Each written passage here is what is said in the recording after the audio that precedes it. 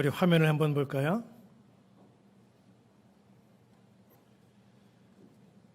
보시는 말은 전설의 말 천리마라고 불리는 설마입니다. 중국에는 전해 내려오는 전설이 하나 있는데 한 장수에게 설마라고 불리는 이 천리마가 있었는데 이 천리마 덕분에 그 장수는 전쟁에서 매번 살아 돌아올 수 있었다고 합니다. 전쟁에서 이기면 당연히 돌아오는 것이고 혹 전쟁에서 지더라도 천리마가 빨리 달려서 적군의 손에 잡히지 않고 살아 돌아올 수 있다는 겁니다. 그래서 천리마를 갖고 있는 장수는 이 천리마에 대해서 신임이 아주 대단합니다. 그런데 눈이 많이 내리던 어느 날 그 장수가 출전을 하게 됐는데 전쟁에서 그만 패했습니다.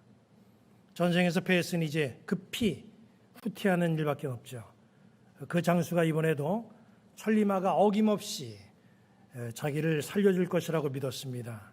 하지만 눈이 너무 많이 나이고 너무 많이 쌓인 바람에 천리마가 눈 속에서 헤어나질 못하는 거예요.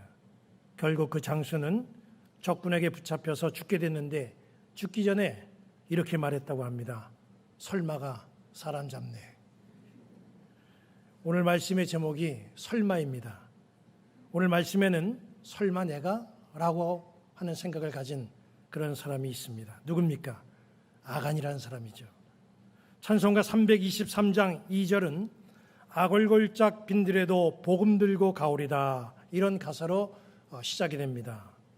그 가사에 나오는 그 아골골짝은 바로 아간이라는 사람과 그의 모든 가족이 처형된 장소입니다. 화면에 보시는 것이 여리고 남쪽에 위치한 아골골짜기로 추정되는 것입니다. 아간이라는 사람의 가정에 무슨 일이 있었던 겁니까? 왜 아간은 그 가족과 함께 아골골짜기에서 처형당한 걸까요?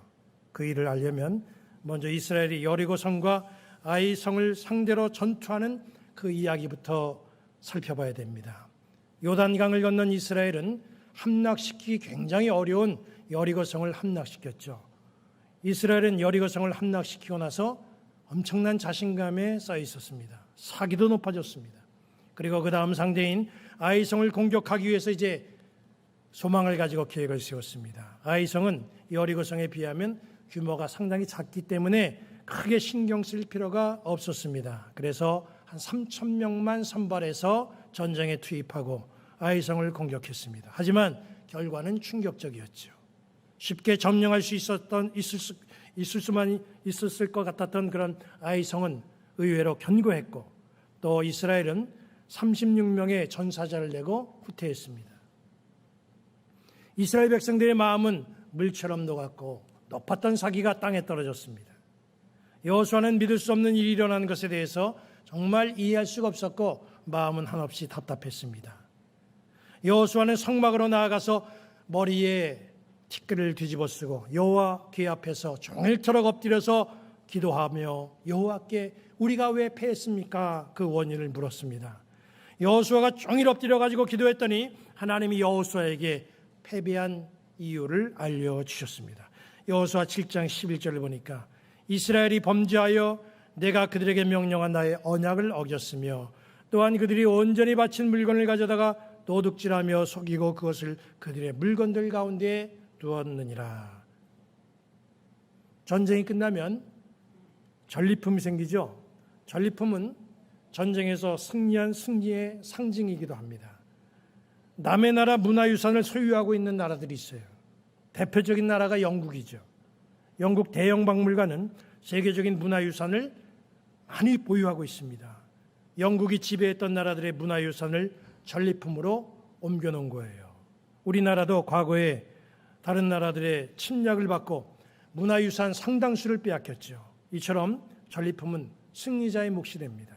그렇다면 이스라엘이 전쟁에서 승리하게 될 때에 얻게 되는 전리품, 이건 누구 것일까요? 지도자 여호수아가 갖는 겁니까? 전쟁에 참여한 이스라엘 백성들이 나누어 가지면 되는 겁니까? 그럴 수가 없죠. 왜냐하면 이스라엘이 얻은 전리품은 하나님의 것이기 때문입니다. 이스라엘의 전쟁은 하나님이 이끄시는 전쟁이기 때문에 이스라엘의 주인공은 하나님이십니다. 전쟁은 하나님께 속한 것이기 때문에 이스라엘이 전쟁에서 이기면 그 누구도 개인적으로 전리품에 손을 댈 수가 없어요. 이 사실을 여호수아는 전쟁하기에 앞서서 백성들에게 신신당부하며 이렇게 말했습니다. 여호수아 6장 18절부터 19절을 보면 너희는 온전히 바치고 그 바친 것 중에서 어떤 것이든지 취하여 너희가 이스라엘 진영으로 바치는 것이 되게 하여 고통을 당하게 되지 아니하도록 오직 너희는 그 바친 물건에 손대지 말라. 은금과 동철 기구들은 다 여호와께 구별된 것이니 그것을 여호와의 곳간에 드릴지니라 하니라. 전리품에 손을 대면 안 돼요. 그런데 여리고 전쟁에서 개인적으로 이 전리품을 챙긴 사람이 있고 하나님은 그 이유로 아이성 전쟁에서 이스라엘을 패하게 했다. 그렇게 여호수아에게 패한 원인을 알려주셨어요. 그리고 하시는 말씀이 만약 죄를 범한 그 사람을 이스라엘 중에서 멸하지 않으면 나는 이스라엘과 함께하지 않겠다. 이렇게 말씀을 하시고 선포를 하셨습니다. 하나님이 함께하지 아니하시면 이스라엘의 미래는 없다는 건 이스라엘 백성들이 너무나 잘 알고 있는 사실입니다. 이스라엘에게 가장 두려운 게 뭐냐면 하나님이 함께하지 않는 거예요. 광야 시내산에서 모세가 계명을 받을 때 그 산 아래에서 이스라엘은 금송아지를 만들었습니다. 그리고 그것이 자기들 애굽에서 이끌어낸 신이라 그렇게 말하고 섬기려고 했어요.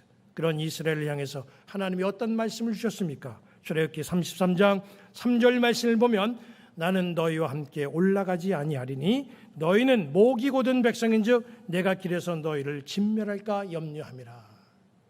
그 말씀을 들은 이스라엘은 가슴이 철렁했습니다. 그래서 출애굽기 33장 4절에 이렇게 반응했어요. 백성이 준엄한 말씀을 듣고 슬퍼하여 한 사람도 자기의 몸을 단장하지 아니하니. 하나님이 동행하지 않겠다고 하니까 이스라엘 사람들은 큰 충격에 빠졌던 겁니다. 그리고 즉시 회개하고 동행해달라고 사정을 했어요. 그만큼 하나님은 이스라엘엔 꼭 필요한 분입니다. 그런 하나님이 여호수아에게 말씀하셨어요. 여호수아 7장 12절 말씀 보니까 그 온전히 바친 물건을 너희 중에서 멸하지 아니하면 내가 다시는 너희와 함께 있지 아니하리라. 이 이스라엘로서는 또 한 번의 큰 경고를 받은 거죠. 문제는 이스라엘 공동체에 위기를 가져오게 한 그 사람, 전진하는 이스라엘의 발목을 잡게 한 그 사람, 하나님의 언약을 어기고 온전히 바친 물건을 개인적으로 취한 그 사람이 누구냐는 거예요. 하나님은 죄를 범한 사람을 잘 알고 계시죠. 하지만 이상하게도 하나님은 죄를 범한 사람의 이름을 밝히시지 않았습니다. 그냥 이스라엘 이렇게만 말씀하셨어요. 그리고 제비뽑기를 통해서 그 사람을 가려내야 된다. 그렇게 말씀을 주셨습니다. 우리는 이 주님의 말씀에서 세 가지의 궁금점이 생깁니다. 하나님은 왜 범인의 이름을 알려주지 않냐는 거예요. 또 하나는 범인을 색출하는 방법으로 여러 방법이 있을 텐데 왜 제비 뽑기 하라고 했을까? 세 번째로 제비를 뽑더라도 왜 단번에 범인을 가려내지 않고 단계적으로 범위를 좁혀가면서 제비를 뽑느냐는 거예요. 제비 뽑기는 보니까 단계적으로 진행됐습니다. 먼저 지파를 가려냈죠. 그 다음에 족속을 가려냈습니다. 그 다음에 가족을 가려냈습니다. 그리고 가족 중에서 남자들을 모아놓고 최종적으로 제비를 뽑았습니다. 왜 이렇게 했습니까? 무슨 이유 때문이죠? 그 이유는 죄를 범한 사람에게 회개할 수 있는 시간을 주기 위해서 그런 거예요. 우리가 죄를 범하여도 하나님은 즉시 심판하는 그런 매정한 분이 아닙니다. 베드로후서 3장 9절은 이렇게 말씀했어요. 오직 주께서는 너희를 대하여 오래 참으사 아무도 멸망하지 아니하고 다 회개하기에 이르기를 원하시느니라. 하나님은 이만큼 오래 참는 분이에요. 하나님은 우리가 멸망하는 거 원하지 않습니다. 하나님은 우리가 죄를 범하여도 우리에게 회개할 수 있는 시간을 주시는 분이에요. 하나님이 우리를 죄 짓는 대로 다 심판한다고 한다면 아마 이 세상에 남아있을 사람은 아무도 없을 거예요. 하나님이 제비를 뽑아서 범인을 색출하라 그렇게 말씀하신 이유는 아간으로 하여금 제비 뽑기가 진행된 동안에 죄를 뉘우치고 잘못을 고백하고 회개하도록 시간을 주기 위해서 그런 겁니다. 하지만 아간은 어떤 마음을 품었습니까? 설마 내가 이런 생각을 갖고 끝까지 버텼죠. 제비 뽑기를 하나님의 뜻으로 그는 여기지 않았습니다. 설마 나는 피해가겠지, 이런 요행을 발했던 거예요. 하나님의 백성들에게는 우연이라는 것은 없습니다. 제비 뽑기는 정확하게 아간을 지목했죠.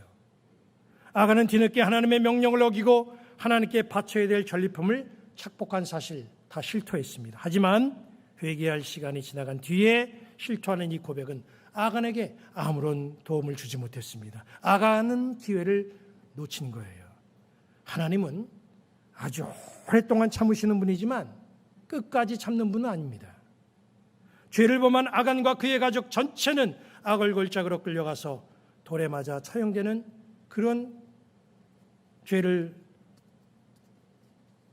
행했고 모든 소유는 다 불태워졌죠. 우리는 세상을 살면서 연약하기 때문에 언제든지 죄를 범할 수가 있어요. 하지만 하나님은 우리를 사랑하시기 때문에 죄를 깨닫게 해주시고 돌이킬 수 있는 시간을 주십니다. 하나님은 다양한 방법으로 우리의 죄를 깨닫게 해주셔요. 말씀을 읽을 때, 들을 때 깨닫게 해주십니다. 기도할 때도 깨달음을 주셔요. 가정에서 어떤 일어나는 일들, 자녀에게서, 부모에게서, 형제 자매에게서 일어나는 그런 일들을 통해서도 하나님은 신호를 보내시고 우리를 깨닫게 하십니다. 자연 환경의 상황을 통해서도 하나님은 우리를 깨닫게 해주셔요. 그거 같은데 하면서도 아닐 거야 애써 외면하거나 무시하거나 설마라고 하는 그런 생각을 다 버리시기 바랍니다. 회개의 시간을 늦추고 미루면 기회는 지나갈 수가 있고 지나간 기회는 다시 온다는 보장이 없습니다. 하나님 앞에서 유행을 바라거나 설마라고는 생각은 아무 소용이 없어요. 끝까지 설마하면서 버텼던 이 아간은 자기뿐만 아니라 아무 영문도 이유도 모르는 가족 전체를 죽음의 길로 내몰았습니다. 자기 한 사람 때문에 가정 전체가 무너진 거예요. 설마라는 생각이 공동체에 얼마나 큰 영향을 미치는지 우리는 아간 이야기를 통해서 깨달아야 됩니다. 설마라는 생각 때문에 나의 가정과 교회와 공동체에 죽이는 일이 발생돼서는 안 됩니다. 우리는 이제 또 한 주간을 살아가요. 이 한 주간 주님의 말씀이 내 마음을 울린다고 한다면 설마라는 생각 다 버리고 주님이 주시는 말씀을 따라서 행하는 지혜로운 성도들 되시기를 주님의 이름으로 간절히 축원합니다.